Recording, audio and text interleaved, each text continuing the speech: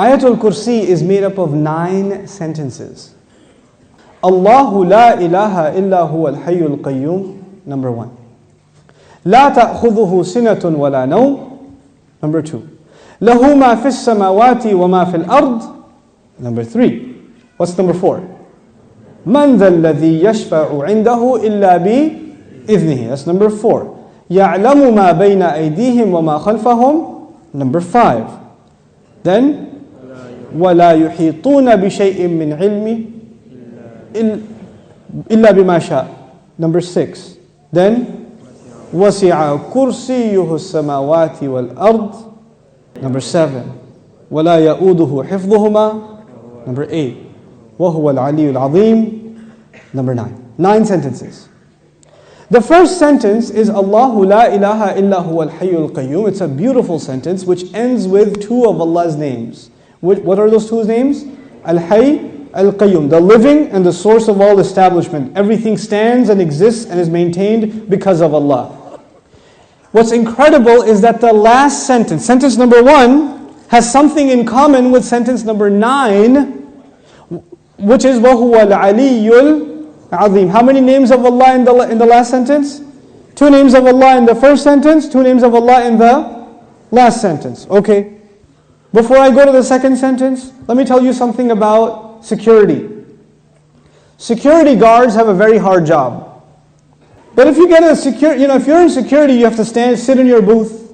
You have to stare at the CCTV for hours and hours. And does it move? It's the same picture. And you have to look at it for 12 hours, 8 hours. What tends to happen when you're guarding something? You tend to get sleepy. You tend to get tired. Allah Azza wa Jal says about Himself, لا تأخذه سنة ولا نوم. Drowsiness happens when you're tired. And of course, what happens after that? What's the next step? Naum. This is the second sentence. The second sentence is, these are things that creation has. Creation gets tired and it starts getting drowsy and eventually it falls to sleep. What was the second last sentence? وَلَا يَؤُودُهُ حِفْظُهُمَا. Guarding the skies and the earth does not exhaust Allah. When someone's exhausted, what do they get? Sina and Naum. The second sentence is actually connected to the second last sentence.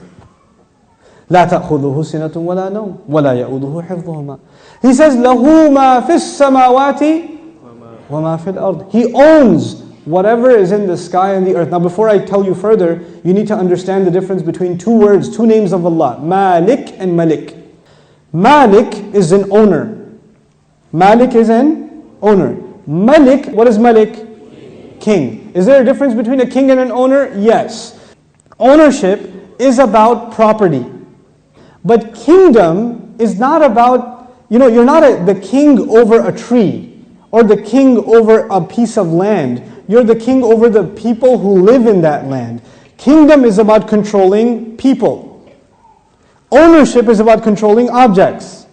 There's a difference. Now Allah says, لَهُ مَا فِي السَّمَاوَاتِ وَمَا فِي الْأَرْضِ. He owns whatever is in the skies and the earth. What is the ayah about? Ownership. What's the third last sentence? وَسِعَ كُرْسِيُّهُ السَّمَاوَاتِ وَالْأَرْضِ. His throne extends to the skies and the earth. When Allah talks about His throne, He's talking about His kingdom. One dimension of control is ownership. The other dimension is kingdom. Both completing the picture. Allah is Malik and He is Malik. The Malik part of Allah's attribute, لَهُ مَا فِي السَّمَاوَاتِ وَمَا فِي الْأَرْضِ. Third sentence. The kingdom of Allah, وَسِعَ كُرْسِيُّهُ السَّمَاوَاتِ وَالْأَرْضِ. Okay. What's the fourth sentence? مَنْ ذَا الَّذِي يَشْفَعُ عِنْدَهُ إِلَّا بِإِذْنِهِ. Let's understand this ayah first. Who will come and make shafa'ah with Allah except unless He gives permission? In other words, what is shafa'ah? Shafa'ah means you got connections. Shafa'ah means that you were about to lose your job, but your uncle is the manager and he came and said, no, he's with me. That's shafa'ah. On Judgment Day, we are in trouble possibly, and then somebody comes and says, no, no. They're with me. They're with me. Go easy on them, please. We beg Allah Azza wa Jal to qualify us for the shafa'ah of Rasulullah sallallahu alaihi wasallam. So this ayah is about nobody having any authority unless Allah gives it to them.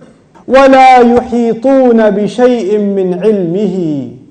They know nothing. They can control. They encircle nothing of His knowledge. إِلَّا, except بِمَا شَاءَ. The fourth sentence and the sixth sentence are both about a statement about Allah and the only exception.